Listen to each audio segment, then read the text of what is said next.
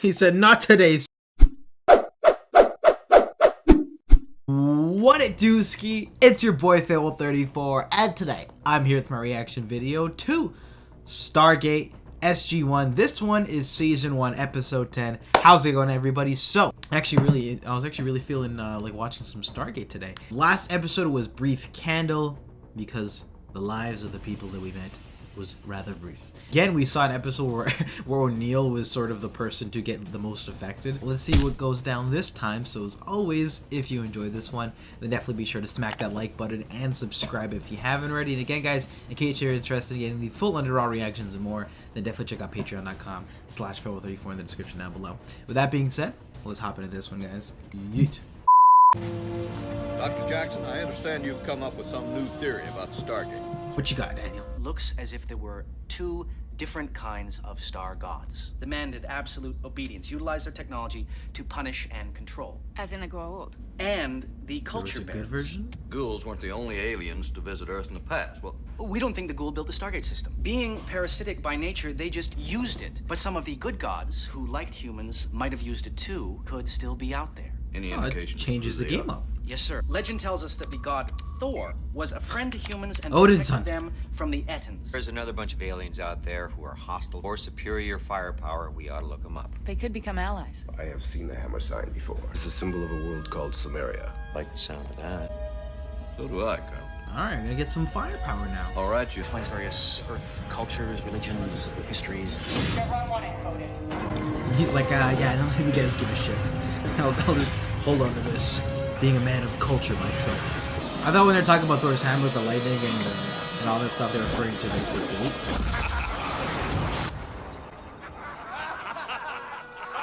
This is different. Daniel? Sounds like it's building up some kind of charge. Hey, Daniel, down. We're going back. Now. Why? Just do it. Oh, y'all about to get fried. Are they not concerned that there's just an energy beam being pointed at them? Bill, get out of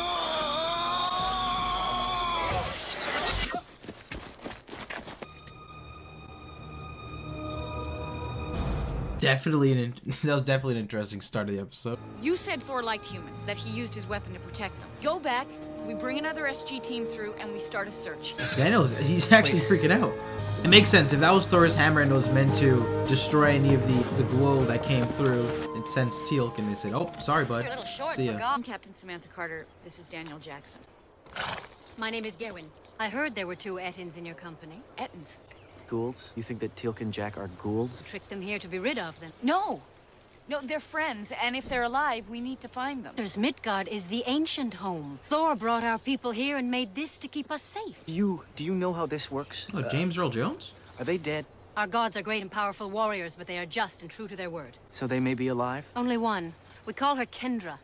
10 seasons ago, she walked through the portal and was taken. Do you know where we can find this Kendra? She lives by herself. Alright, we've got our mission. But what are the boys saying?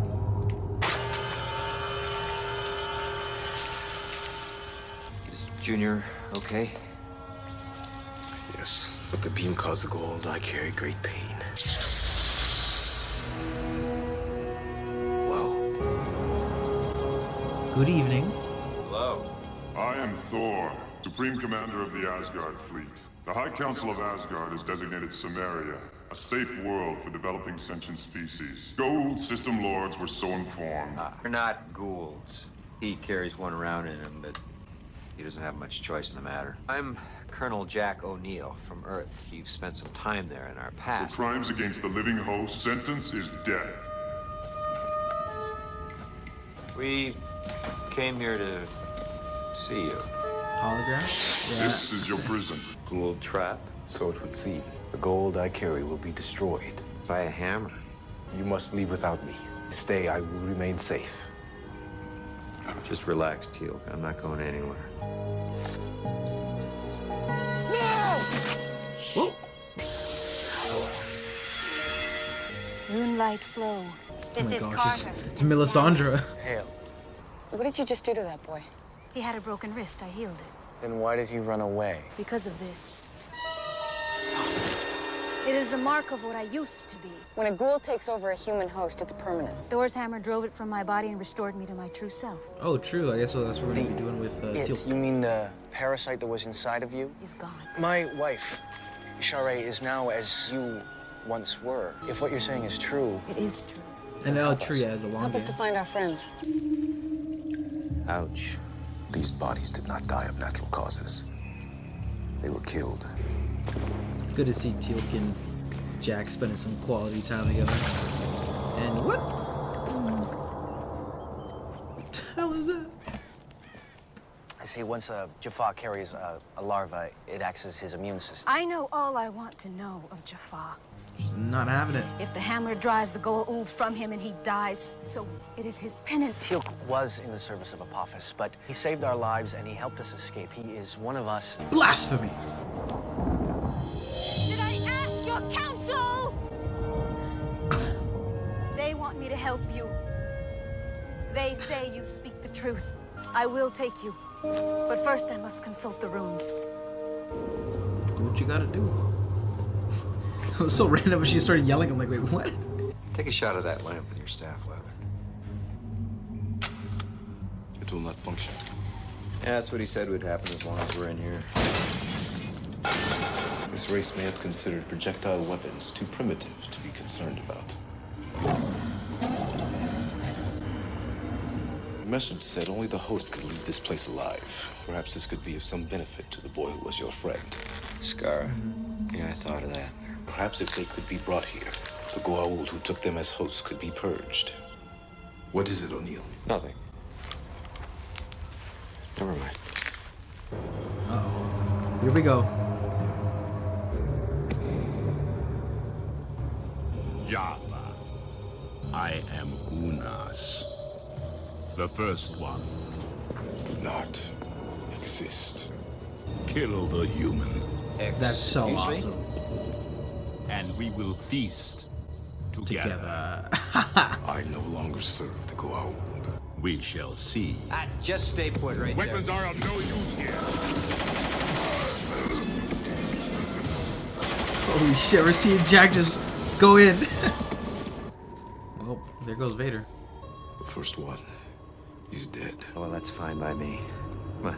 You gotta appreciate friggin' O'Neill's just swagger. Even in front of Odin, I sort of just chalked it up to him realizing that it was a hologram to begin with. But I thought about it even more, and especially after this sequence, even if there was a big-ass monster, Odin himself, O'Neill would still keep the same sort of attitude, go close, not even be scared, just shoot his gun right away. The kind of guy he is. Oh? It's a cool design, too, for that monster. Eurus? So what'd you mean when you told that thing it didn't exist? Unas is believed to have been the first host, born of the same primordial waters as the Goa'uld. Became a myth, much like your vampire. That thing was a Goa'uld? Yes. I thought they preferred human hosts. There are other species far older that have been used as hosts, some of immeasurable power and savagery. Oh, this is a real lore It's building been episode. trapped down here. Unas can utilize long periods of sleep to survive. The old stories say Unas had great regenerative powers. That would have been useful But to those know are tales when you told to left the frighten body. children. It's a myth. Well, he was a myth too, and clearly he's not. He was dead. I believe. You believe? That's what I'm saying. Like, come on. You gotta have I some am certainty certain. here. Okay, there you go. I am. I'm sure now. This is the way. Lightning strikes. Odin just like, nah, she's dead. She's not coming back.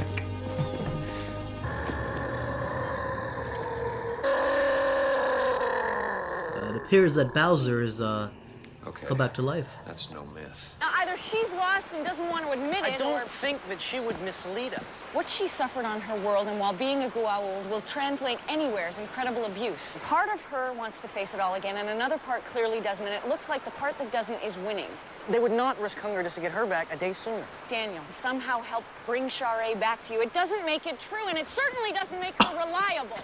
Haven't you ever had a feeling that made absolutely no logical sense, and it turned out to be right?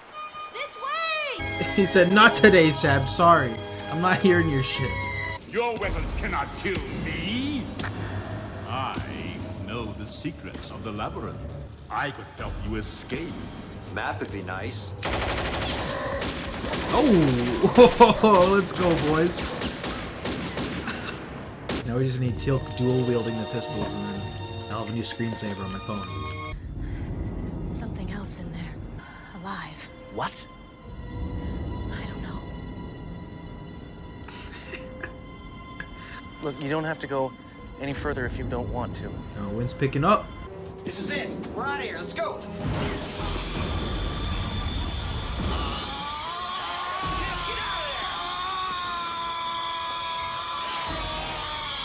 Last mag.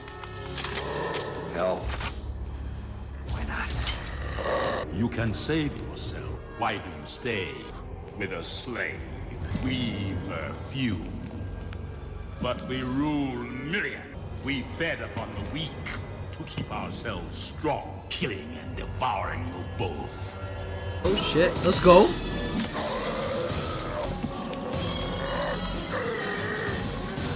They're really putting Teal'c through it this episode, my god. Oh! Gunfire. You're in trouble. It's still alive.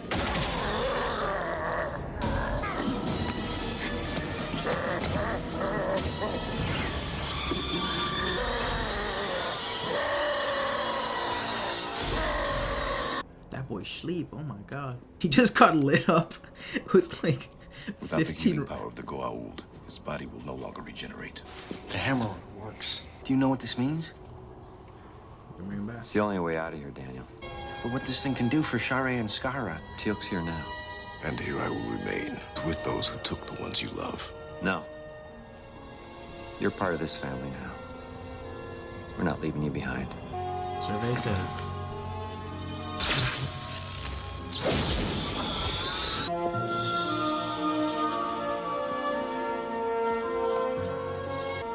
Thank you, Daniel Jackson. Well, at least we know it can be done, right? Yeah, I guess that's the one thing. So Daniel was really debating it. That'll do. You should be all right. Goa'uld don't know the hammer was destroyed. Seal up the cave. If they come back, at least they'll be put somewhere safe. To remember our world. Thank you. And we'd like to come back. Oh! I'm sure I can see this planet becoming pretty important later on. It's all about our people, who we are, that we would like to be friends. Thor's pleased. That's great. Tell him we'd love to meet him someday, in person. I feel like this is pretty... Yeah, I feel like it's a setup. Daniel, want to start dialing home? Before it starts raining? Boom. And that was my reaction video to Stargate SG-1 Season 1 Episode 10. This one was Thor's hammer. And I gotta say, this episode definitely stood out to me, I think, ever since the premiere. Just because I felt like the other episodes, while some of them, developed our characters a little bit more, we learned about their, some of the SG squad outside of Teal'c a little bit more, like Jack's family, get to know Hammond a little bit more, and Kowalski, for example, in Episode 3, some of the other SG teams. Haven't really developed the larger plot thread in a little bit ever since the movie, right? A few episodes we saw Apophis, but this was the first episode where I felt there was a heavy emphasis on just giving us some very important information for the series long term. We figured out that there's another species that's able to remove the hosts, that's able to remove the parasite from these hosts. We also got to figure out about all this Norse mythology that's intertwined, that we know for sure now in the SG universe, which I thought was just really cool. And I feel like they paid in the way that I think they incorporated the Norse mythology inside of the SG universe, I thought was really unique and interesting. And I feel like they put quite a lot of attention and detail into the explanation, which made for a lot of this to be from that perspective really interesting. Like from this episode alone, we learned so much information about the Goa'uld, how many are out there, so we should probably be, so the SG team should probably be a little bit more careful moving forward. Also just about Asgard in general and Thor. I thought all those bits of information in this episode were really interesting. The idea of Thor's hammer was also really interesting, and the way that they decided to use it, it wasn't just this device that they like sort of weaponize and use. It's just more of like a field that sort of destroys the parasite, so that gives a lot of hope. That makes total sense. Well, first thing when this sort of technology is brought up that Daniel automatically goes to think, oh, how can I save Shara? You know, we haven't really thought about her in quite a while, same with Skara. So, and while it is a bummer that we had to destroy Thor's hammer, I thought it was interesting how they sort of pitted Daniel and the potential of using this technology at the moment versus saving Teal'c. Obviously, we're going to save Teal'c because he's a family, so I appreciated the sentiment and the emotion behind that. While I do think there was a lot of interesting information here this episode and detail and I guess game-changing information for this series moving forward,